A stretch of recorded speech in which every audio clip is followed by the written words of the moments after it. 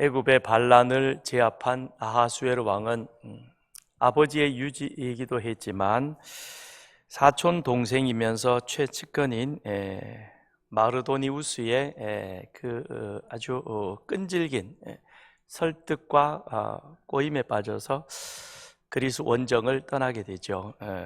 막강한 군사를 가지고 갔지만 그러나 아하수에로는 살라미스 해전과 플라타이아 전투에서 크게 패배하고 결국에는 그 원정에 실패하고 돌아오게 됩니다.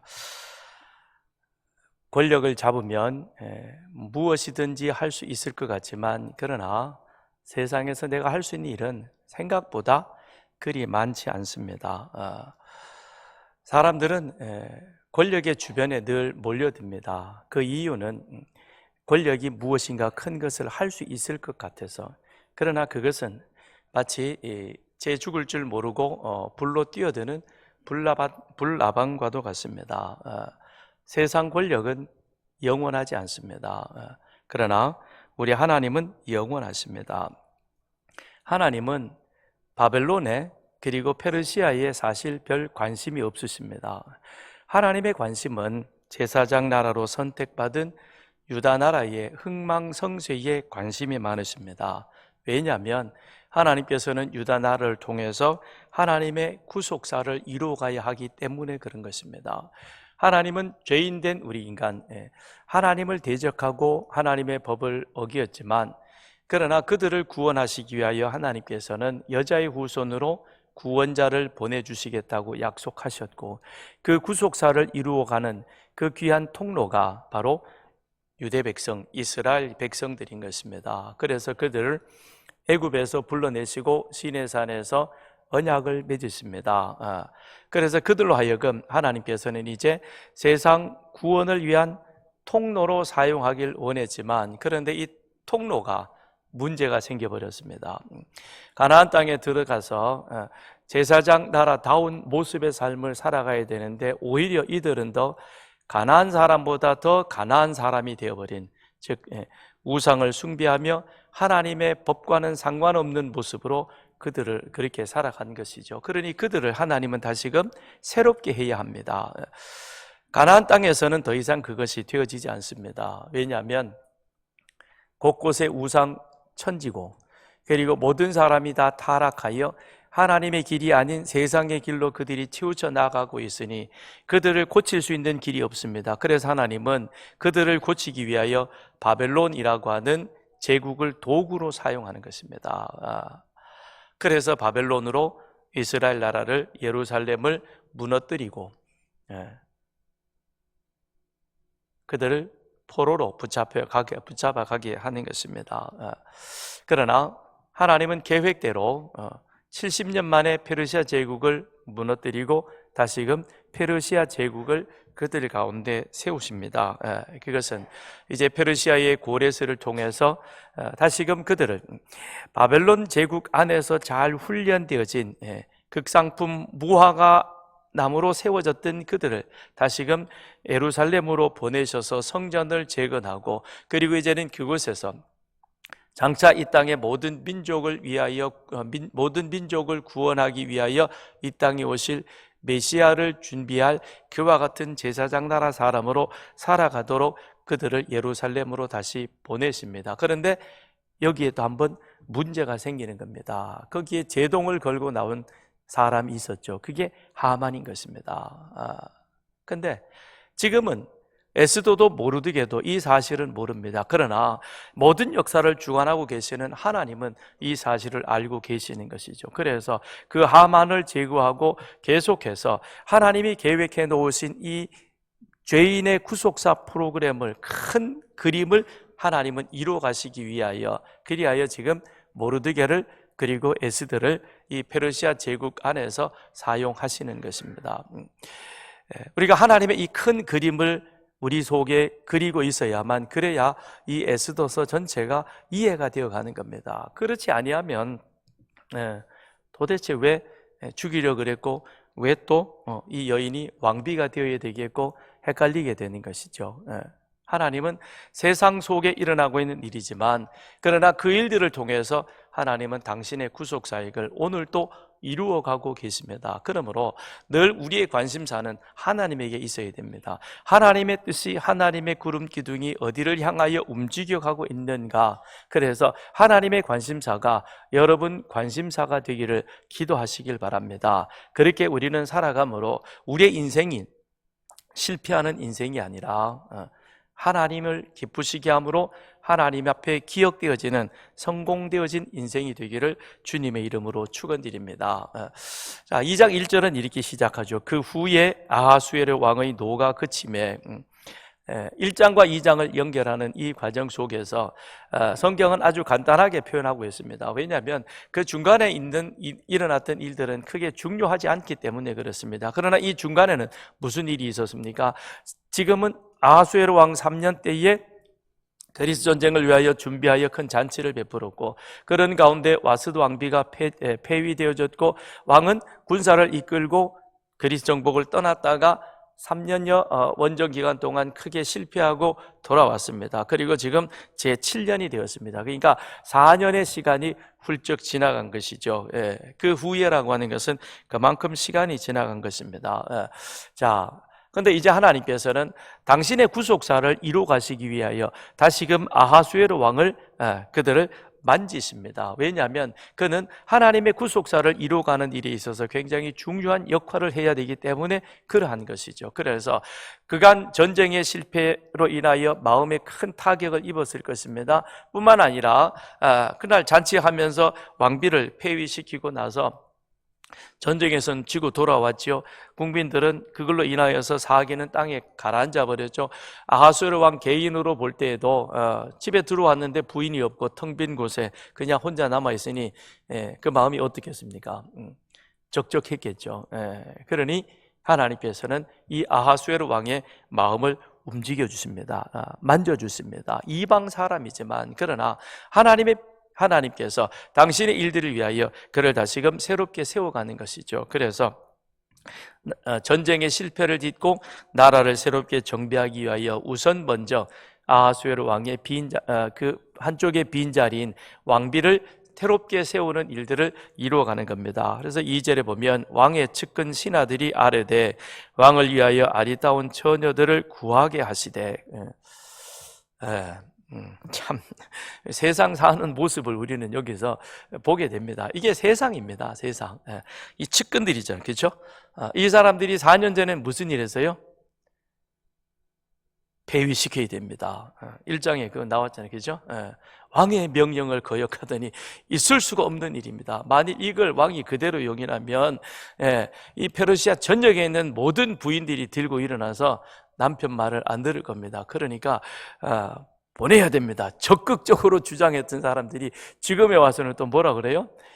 빨리 좋은 사람을 처녀를 통해서 구하라고 그럽니다. 권력 주변에 이게 있는 이 사람들이 이런 겁니다. 여러분 그 자리에 끼고 싶어요? 순간이에요, 이거는요. 너무 거기에 기웃기웃하면서 귀한 인생을 허비하지 마시고 나를 향한 하나님의 뜻, 그리고 하나님의 계획이 어디를 향하여 가고 있는가, 거기에 여러분과 저의 관심이 늘 머물러 있기를 바랍니다. 우리 그렇게 살아갑시다. 그래서 페르시아의 이 법을 보면 왕이 한번 내린 조서는 왕이라도 그걸 변개할 수 없죠. 그죠? 이후에 나옵니다만.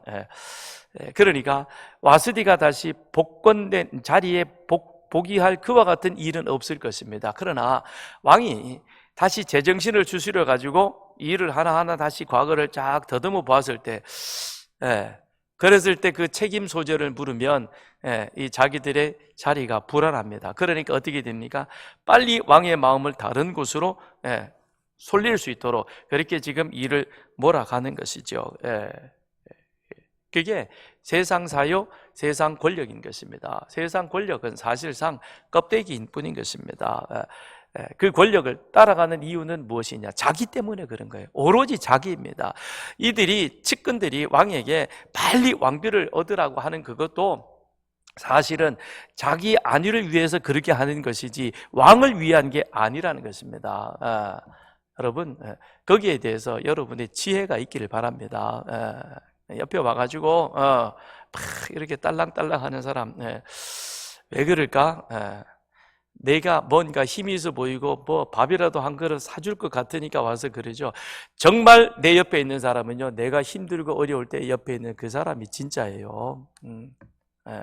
내가 아프고 내가 모든 것이 없고 내가 정말 주머니에 그 사람 밥 한 톨 사줄 상황이 안 될 때, 그때도 여전히 내 곁에서 나와 함께하는 그 사람이 진짜가 아닐까. 그렇죠. 예. 근데 아하수에로도 이 사실을 알 겁니다. 저것들이 지들 살아남기 위해서 또 저렇게 나한테 와가지고 알랑방구 끼는구나. 그렇지만 아하수에로도 지금 그가 뭔가를 할 수 있는 그런 힘이 없는 겁니다. 여러분, 대통령이, 이 왕은요, 이 당시에 있어서는 절대 권력입니다. 그런데 그런데 그래서 우리는 하나님밖에 없는 것입니다. 하나님입니다. 하나님이 유일한 주권자요, 하나님이 진정한 통치자이심을 여러분 기억하시길 바랍니다. 그래서 왕후의 위를 폐위시키고 세우는 것이 그 왕의 측근에 있는 좀 힘센 사람들, 그들의 입김에 의해서 왔다 갔다 하는 것 같지만, 사실상 이 모든 것들은 하나님이 당신의 큰 그림을 그려가는 그 가운데 그저 그냥 잠깐 지나가는 일이라는 것입니다. 이 사실을 모르드게는 알고 있는 것입니다. 또한 에스더도 이 사실을, 하나님의 구속사의 계획을 알고 있는 것이죠. 근데 이 사실을 모르는 사람이 또 한 사람이 있었어요. 그가 누구예요? 이후에 나오는 하만이죠. 천지분간을 못하는 겁니다. 그래가지고는 지가 최고인 줄 알고 그러다가 결국은 한순간에 그냥 끝나버리지 않습니까? 그러면 하나님이 다 하시니까 우리는 가만히 있으면 될까? 아니요.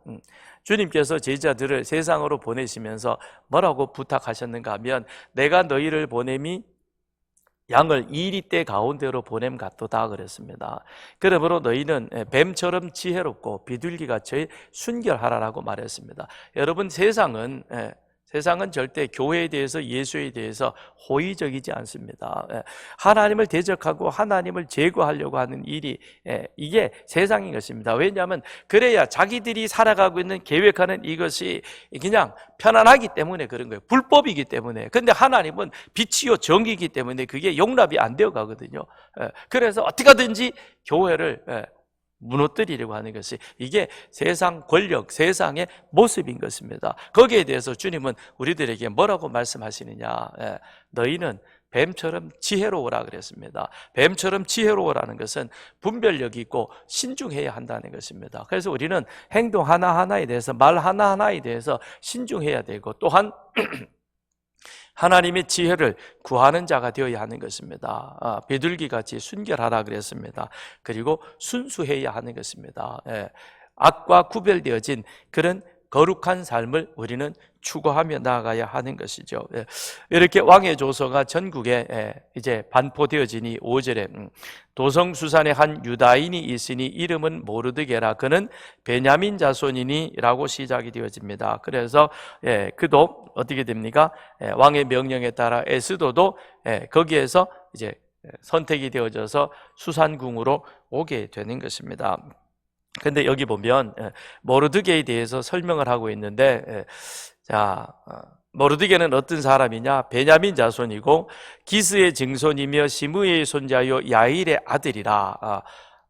성경에서 이렇게 조상의 족보가 나오는 것은, 그것은 그 사람이 유명하다는 의미입니다. 그래서 뭔가 그 사람은 이 뼈대 있는, 그래서 하나님 앞에서의 의미 있는 자라는 그런 뜻이기도 한 것이죠. 그래서 근데 그는 어떤 사람이었느냐? 6절, 전에 바벨론 왕 느부갓네살이 예루살렘에서 유다 왕 여고냐와 백성을 사로잡아 갈 때에 모르드게도 함께 사로잡혔더라.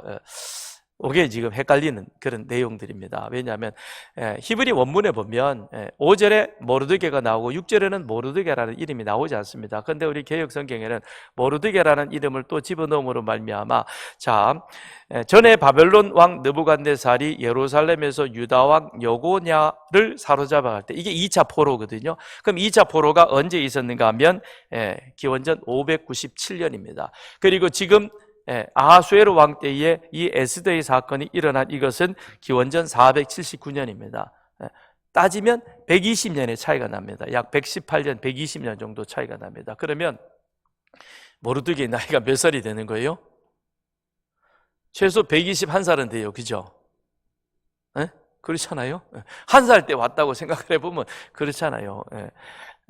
이게 이제 성경에 이제 번역함에 있어서 잠깐 오기가 되어졌는데, 이건 무엇을 말해주냐면, 모르드게는 어떤 사람이냐. 우선 그 집안은, 그는 베냐민 집안의 출신인데, 그런데 그는 포로민으로 끌려온 4세대라는 것입니다. 그런데 누가 그때 포로로 끌려왔느냐?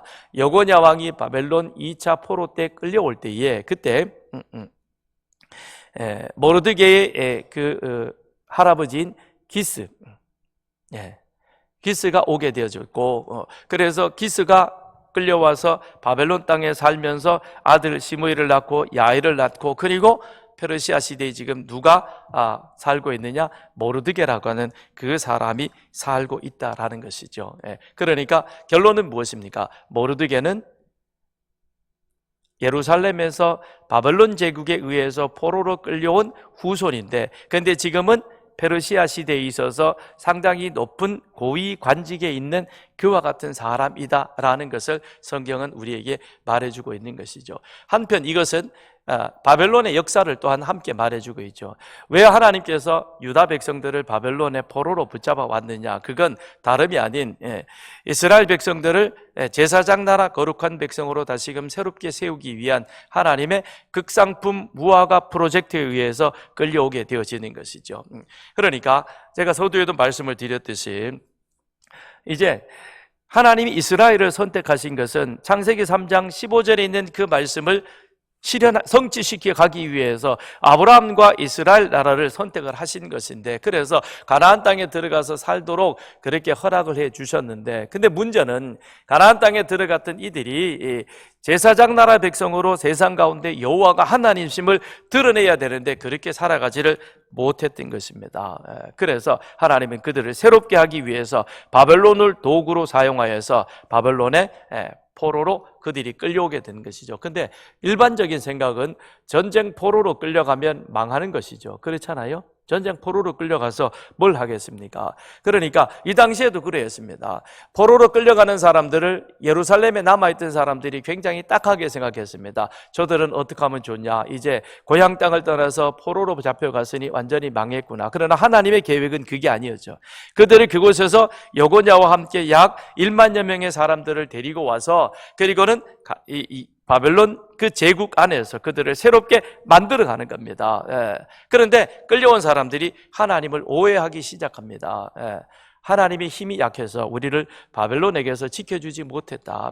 그리고 우리가 죄를 지은 게 아니고 사실은 우리 조상들이 죄를 지은 건데, 그런데 우리가 지금 억울하게 이 대가를 치르고 있는 것이다. 그렇게 오해를 합니다. 그러니 하나님은 에스겔 선지자를 세워서 뭘 하십니까? 저들의 오해를 풀어주고 하나님의 이 극상품 무화과 프로젝트가 무엇인가라고 하는 것을 그들에게 설명해주고 그들을 설득시키라고 합니다. 근데 설득이 안 되어지죠. 그러니 에스겔이 녹슨 가마를 걸어놓고 거기에다가 양고기를 집어넣고는 불을 떼가지고 그 국을 끓입니다. 여러분, 녹슨 가마에, 녹이 시뻘겋게 쓴 그 가마에 양고기를 집어넣어가지고 끓이면 그 고기가 참 맛있겠어요. 그죠?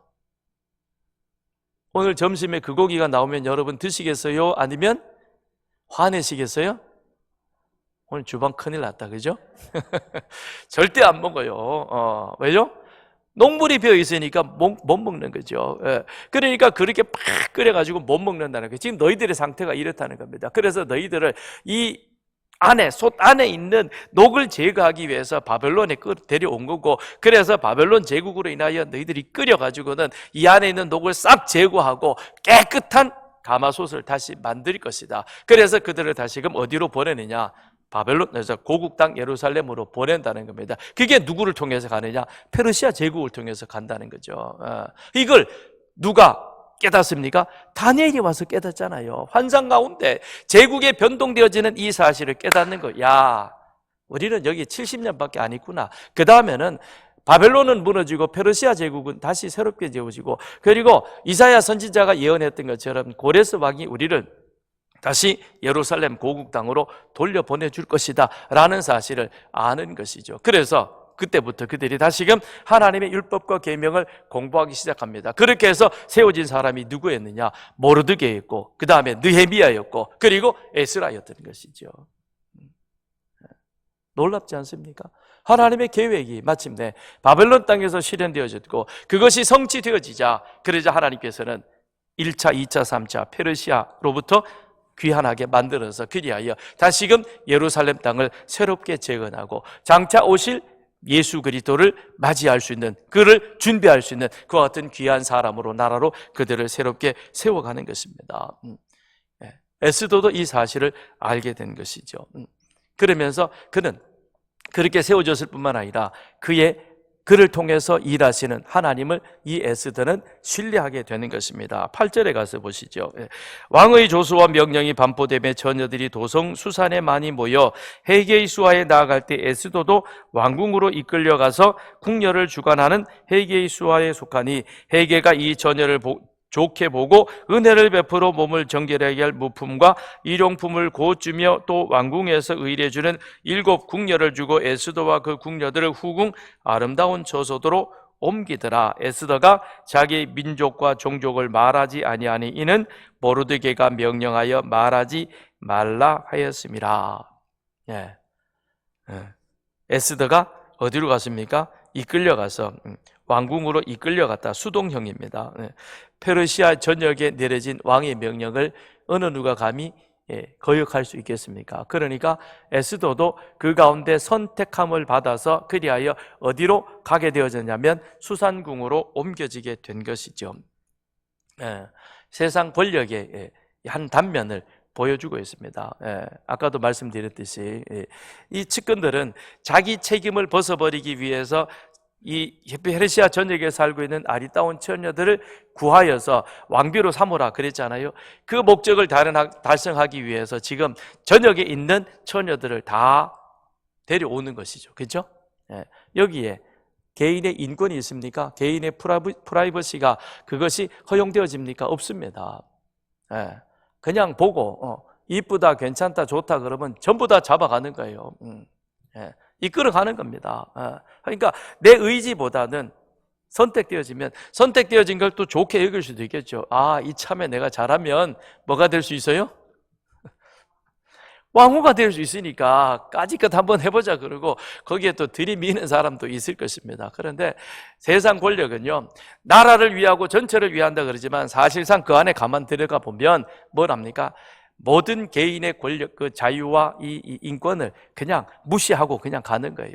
나라를 위해서, 공익을 위해서. 그런데 그 안에 희생되어지는 것은 대다수의 국민들인 겁니다. 근데 그걸 하는 사람들은 누구냐? 권력 주변에 있는 소수의 사람들이 자기 위해서 그렇게 하는 거예요. 그러니 우리가 정신을 바짝 차리고 하나님이 이 땅을 온전히 다스릴 수 있는 그와 같은 나라와 민족을 바르게 세워가기 위해서, 그래서 엎드려 기도해야 됩니다. 그냥 어영부영 있다가 보면 어느 순간에 저만큼 떠내려가 가지고는 엉뚱하게 되어 있는 모습을 보게 되는 겁니다. 그때 가서 땅을 치면 늦는 거예요. 그러니까 여러분, 우리 후손들 위해서 정신 바짝 차려야 하는 것입니다. 여기 보니까, 그런데 9절에 헤게가 이 처녀 누구죠? 에스더를 좋게 보고 은혜를 베풀었다 그랬습니다.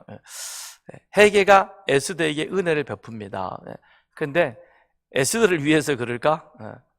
우선은 자기 살기 위해서 헤게도 그런 일들을 하고 있는 것입니다. 왜냐? 헤게는 왕궁에 살면서 왕 최측근 가운데 있는 사람입니다. 그러니까 왕의 기호를 누구보다도 잘 아는 사람입니다. 왕이 하는 말을 보면서 오늘 왕이 기분이 좋구나 나쁘구나, 왕의 기생도를 아는 거예요.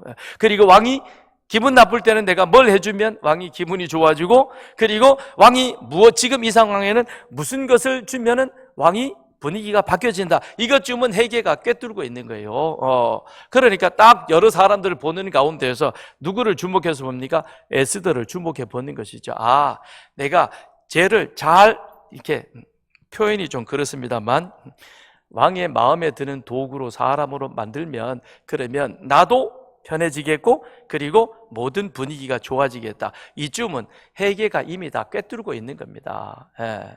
그러니 권력 주변에서 이 회개가 살아남는 거예요. 그냥 사는 게 아니라는 겁니다. 예. 세상이 참 무섭죠, 그죠? 그러나 하나님을 붙들고 있으면 이것이 결코 두려움도 무서움도 되지 않는 겁니다. 왜냐하면 그 뒤에 하나님이 이 회개까지도 다스리고 계시는 것이죠. 그 마음을 누가 주관하시느냐? 하나님이라. 그 생각을 누가 붙들고 계시냐? 하나님이 그 생각을 붙들고 있는 겁니다. 그러니까 세상은 오로지 자기를 위하여 머리를 굴리고 주판단을 튕기지만, 그러나 그런 모든 생각과 그런 모든 계산 속에서 그 모든 것들을 다 하나님께서 주관하고 계시고, 그것은 하나님의 뜻대로 선한 모습으로 이끌어 가시는 겁니다. 그 하나님이 일하시는 것을 이 에스더는, 그리고 모르드게는 아는 겁니다. 그렇기 때문에 에스더는 회개 앞에서 특별하게 더 잘 보일 이유도 없는 겁니다. 그래서 보세요, 다른 처녀들은 회개 앞에 이것저것 많이 구합니다.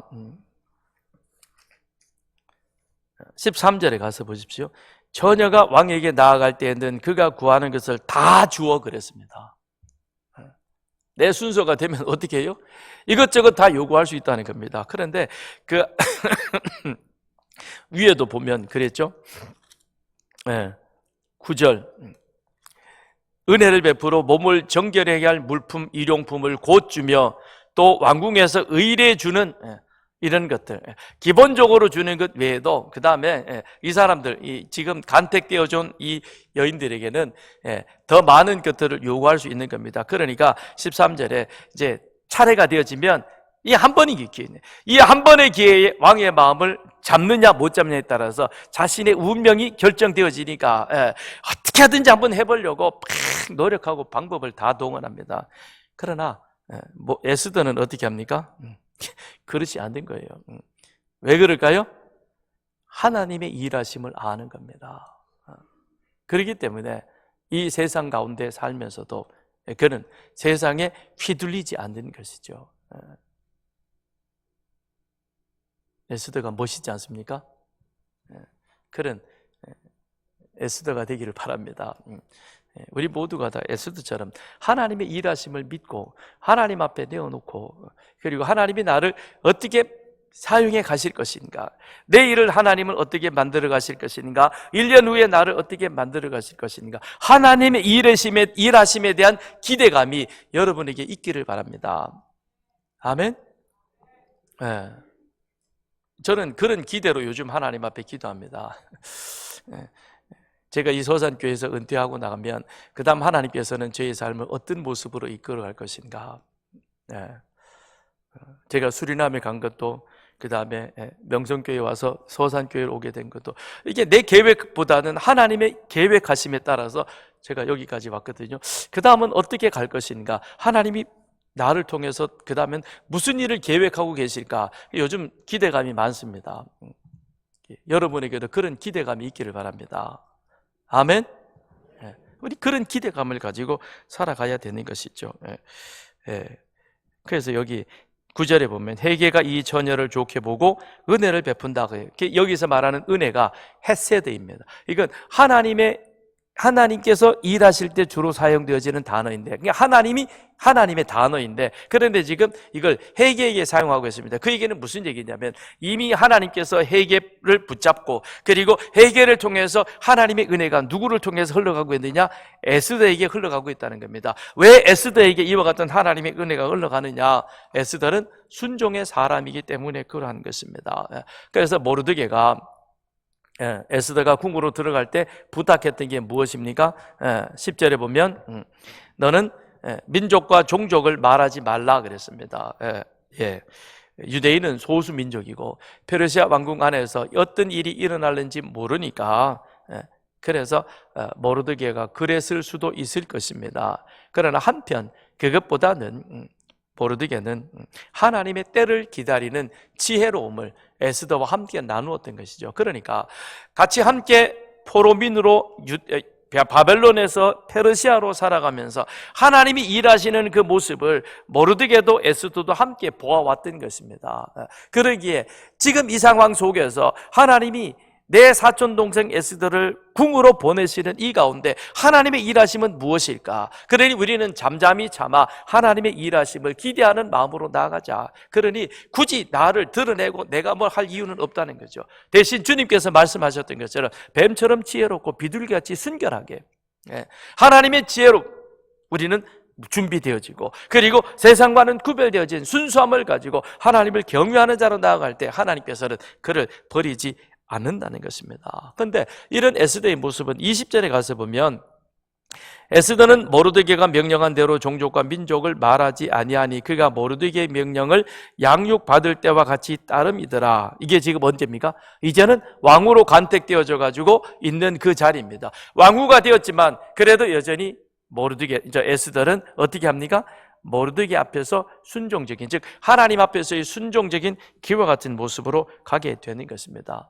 에스더는 겸손합니다. 에스더는 순종입니다. 자리가 높아진다고 해서 그것 때문에 교만하거나 마음이 바뀌지 않습니다. 왜요? 하나님이 일하시는 것이요, 나는 하나님의 도구에 지나지 않는 것, 그것입니다. 그러므로 세상의 지위에 이르는 것은 하나님의 일을 하라고 하나님께서 나에게 잠시 기회를 주신 것에 불과한 것입니다. 그것 때문에 내가 교만해질 이유도 없는 것이고 그것 때문에 내가 잘난 척할 이유도 없다는 것입니다.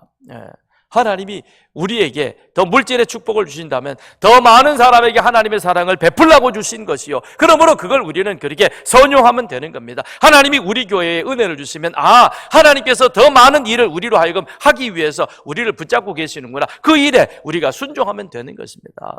그럴 때 하나님께서는 더 큰 역사를 우리를 통하여 만들어 가실 줄 믿습니다. 뿐만 아니라 이 모르드게와 에스더는 하나님만을 신뢰합니다. 15절, 모르드게의 삼촌 아비하일의 딸 곧 모르드게가 자기 딸같이 양육하는 에스더가 차례대로 왕에게 나아갈 때에 궁녀를 주관하는 내시 헤게가 정한 것 외에는 다른 것을 구하지 아니하였으나 모든 보는 자에게 사랑을 받더라. 자, 13절에 처녀가 왕에게 나아갈 때 그가 구하는 것을 다 주어. 15절, 에스더는 왕 앞에 나아갈 때 어떻게 합니까? 헤게가 주는 것, 그것으로 어떻게 해요? 충분하다. 왜 그러죠? 하나님이 일하신다. 그러므로 나는 어떻게 한다? 하나님만 신뢰한다는 것입니다. 헤게는 왕 옆에 있는 사람입니다. 왕을 누구보다도 잘 아는 사람입니다. 어떻게 하면 왕을 만족시킬 줄 아는, 만족시키는 것이 어떤 것인가를 아는 사람이에요. 그러므로 그대로 하면 되는 것이죠. 그러면 우리 또한 마찬가지인 것입니다. 우리가 하나님 앞에 나아갈 때 뭐가 필요하겠습니까? 하나님 한 분이요, 하나님 말씀이면 충분한 것입니다. 하나님의 말씀, 예수 그리스도의 십자가면 우리는 하나님 앞에 나아가는데 충분합니다. 그 외에 다른 무엇이 더 필요하겠습니까? 다른 것 필요하지 않습니다. 예수 십자가, 그리고 주님께서 가르쳐 주신 그 주님의 가르침, 그걸 마음에 담고 십자가를 향하여 우리는 나아가는 겁니다. 예수 십자가 복음 하나면 충분한 것입니다. 주님 앞에 갈 때 무엇 가지고 가십니까? 빈손으로 간다는 것 다 아시죠? 빈손이지만 그러나 그 빈손에는 십자가 복음이 있어야 됩니다. 그것 없이는 안 되는 거예요. 마지막에 우리는 십자가 복음을 들고 나가는 겁니다. 사순절입니다. 입으로만 사순절, 기도할 때만 사순절 올리는 것이 아니라 사순절인 이 한 주간을 어떻게 살아야 되겠습니까? 하나님의 일하심을 바라보며 하나님 앞에 더 겸손하며 하나님만을 신뢰하며 나가는 이 한 주간, 이 사순절 기간이 되기를 주님의 이름으로 축원드립니다. 이 시간 우리 같이 함께 기도하겠습니다. 우리 기도할 때에 하나님의 일하심을 온전히 신뢰하는 자가 되게 하여 주옵소서. 그리하여 하나님 앞에 더 겸손하고 그리고 하나님 앞에 하나님만을 더 신뢰하며 하나님의 관심사가 나의 관심사가 되기 위하여 그렇게 기도하게 하여 주옵소서. 우리 시간 같이 기도하겠습니다.